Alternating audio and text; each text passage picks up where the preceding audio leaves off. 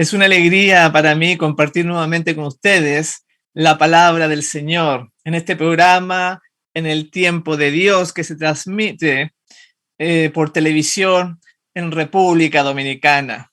Hoy compartiremos la poderosa fe y lo veremos en la Biblia, en el libro de Mateo, en el capítulo 8, versículo del 8 al 10, hablando del centurión romano que le pide un favor al gran maestro, a Jesús. Dice así: respondió el centurión y dijo: Señor, no soy digno de que entres bajo mi techo. Solamente di la palabra y mi criado sanará. Al oírlo, Jesús se maravilló y dijo a los que le seguían: de cierto os digo que ni aún en Israel he hallado tanta fe. En este pequeño relato de un hombre que le pide ayuda al Señor y le dice que diga la palabra y él sabe que su siervo va a sanar. Y el Señor Jesús dice: de verdad os digo que no he encontrado tanta fe en Israel como en este centurión. Porque la fe significa aferrarse a las promesas de Dios. Tener fe en Dios es creer en su existencia y es el acto supremo del hombre. Creerle también a la Escritura, a sus enseñanzas, y que podemos confiar en las habilidades del Señor para dirigir nuestra vida para nuestro beneficio. También en Romanos 10:17 nos habla de la fe. Dice así: así que la fe es por el oír la palabra de Dios. Entonces, más tú escuches, más tú sepas de esta palabra maravillosa, más fe, más confianza vas a tener en el Señor, en sus habilidades. Y al estudiar este grandioso libro, podemos ver que realmente podemos confiar en él, que se cumple y que es maravilloso. Por ejemplo, en Proverbios 8:29 dice: al mar puso sus límites para que las aguas no transgredieran su mandato cuando señaló los cimientos de la tierra. Aquí menciona de que Dios le da límites al mar, a esa cantidad de aguas enorme que nosotros conocemos como océanos. Y en Alaska, en el Golfo de Alaska, hay océanos que increíblemente no se unen, que tienen límite, como decía la palabra de Dios. Hay dos océanos que se juntan, pero que no se mezclan. En el Golfo de Alaska sucede esto, como estamos viendo en pantalla, debido a las características de las aguas, increíblemente no pasan, no se juntan, no se unen, increíblemente, como decía la Escritura, que Dios, el Señor, le pone a las aguas límites que estos no van a transgredir. Entonces, esta palabra de Dios es maravillosa y al estudiarla, como decía ahí, al oír la palabra del Señor, eso va creando fe en nosotros, porque dice que la fe es por el oír. Y en Mateo 8:27, hablando del Maestro Jesús, dice: y los hombres se maravillaron diciendo: ¿qué hombre es este que aún los vientos y el mar le obedecen? Porque ese es el personaje principal de las Sagradas Escrituras en el cual podemos tener fe, confiar como aquel centurión que le dijo: Señor, di la palabra, porque hasta los vientos, los mares, todo lo creado le obedece al Señor. Y las profecías que están en las Sagradas Escrituras prueban de que se puede creer en Dios. Por ejemplo, en Ezequiel 44, del 1 al 2, dice lo siguiente: me hizo volver hacia la puerta exterior del santuario, la cual mira hacia el oriente, y estaba cerrada. Y me dijo Jehová: esta puerta estará cerrada, no se abrirá, ni entrará por ella hombre, porque Jehová Dios de Israel entró por ella, estará por tanto cerrada. En el año 1541, el sultán otomano Suleimán la manda a sellar esta puerta y la cierra por temor a que pasase justamente el Mesías. Y esta puerta, que en la literatura cristiana se le llama puerta dorada, o en los términos hebreos, puerta de la misericordia, se encontraba justamente en el exterior del santuario, como estamos viendo acá en esta foto. Y ahí está al ladito del monte de las olivas, por donde entró Jesús a esta puerta porque le quedaba más cerca y llegaba directamente al templo.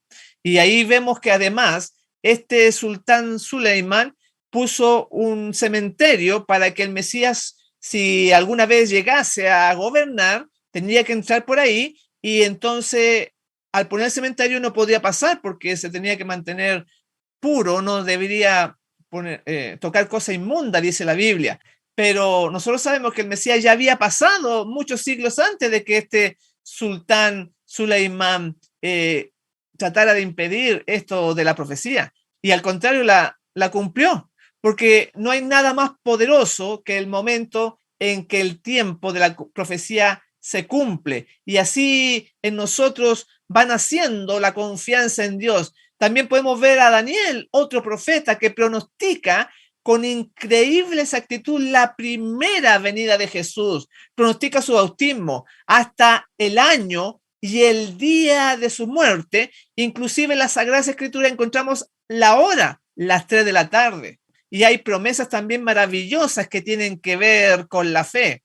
En Efesios capítulo 2, verso 8 en adelante dice: porque por gracia sois salvos, por medio de la fe, y esto no de vosotros, pues es don de Dios, no por obras, para que nadie se glorie. Entonces acá nos muestra la importancia de la fe. Dice que para obtener la salvación, que por gracia sois salvos por medio de la fe. Es un regalo inmerecido, es un don de Dios para nosotros, no por obras, decía. Y esto es muy importante porque muchas personas tienen un mal concepto de que tienen que hacer cosas para poder salvarse, pero ahí decía no por obras. Y para explicar más esta situación, quiero compartirles la historia de un condenado a muerte que estaba delante del rey y que lo querían mucho este condenado a muerte, y la multitud estaba reunida también ahí, lo querían mucho y trataban de salvarlo. Y para ello se hizo una fianza, por ejemplo, supongamos, de $100. Y entonces, como no tenía el reo, no tenía dinero, la multitud empezó a juntar dinero y el rey también puso, y llegaron a la cantidad de $99. Faltaba solamente una pequeña parte, $1, y nadie más tenía más. Y entonces se iba a ejecutar a este hombre. Y él dijo, momento, y empezó a buscarse en su ropa a ver si tenía dinero, en el pantalón, en la camisa, y encontró $1 y dijo, aquí tengo $1. Y así completaron los $100 para la fianza y este hombre quedó libre. ¿Por qué estoy contando esta historia? Porque muchas personas piensan que Dios lo hace todo, la gran parte, pero que si ellos no pusieran una partecita, no serían salvos. La Biblia dice que no es por obras, no por buenas, por muy buenas y exaltadas que éstas sean. Sois salvos por la fe. Y en este momento de dificultad que vive el mundo, de peste, de guerra, de señales, ojalá que tú confíes en la palabra, te prepares, porque también dice que Él va a venir en su segunda venida. Que no esperes a última hora, que no seas como los del volcán Vesubio de allá de Pompeya, en Italia, que fue destruido por este volcán. Los descubrimientos nuevos arqueológicos han encontrado huecos entre las cenizas, se le ha inyectado yeso y ha tomado la forma de personas, como estamos viendo ahí en la pantalla. Y a través de este método se ha sabido lo que las personas estaban haciendo en el momento de la erupción del volcán Vesubio, cuando tiraba lava y toda la destrucción que había. Y se descubrió que personas estaban, por ejemplo, en vez de arrancar, tenían joyas en las manos ahí, sus tesoros. Otros estaban teniendo relación sexual. Entonces, en vez de arrancar, ellos seguían con la vida antigua que tenían. Ojalá que tú, mi hermano, mi amigo que me escucha, no seas de eso, porque ellos estaban atados. Hoy tenemos señales por doquier. Créele a la Biblia, ten fe en la palabra del Señor. En Efesios 2:8 decía, porque por gracia soy salvo por medio de la fe. Aumenta esta fe estudiando esta palabra. Conságrate al Señor. Créele a sus promesas de amor. También dice la palabra, mas ahora que habéis sido libertados del pecado y hechos siervos de Dios, tendréis por vuestro fruto la santificación y como fin la vida eterna. Al obtener el perdón, ser justificado por Dios, el Señor te transforma, el fruto, la santificación, una vida de obediencia y como fin el regalo de la vida eterna. Qué maravilloso. Al tener fe, al confiar en Dios. Por eso que el Señor Jesús le dijo al centurión, de cierto os digo que ni aún en Israel he hallado tanta fe. Él confió en la palabra. Confía tú también en la palabra del Señor y obtendrás salvación y vida eterna. Estoy muy contento de haber compartido con ustedes y me despido deseándoles que el Señor les bendiga grandemente.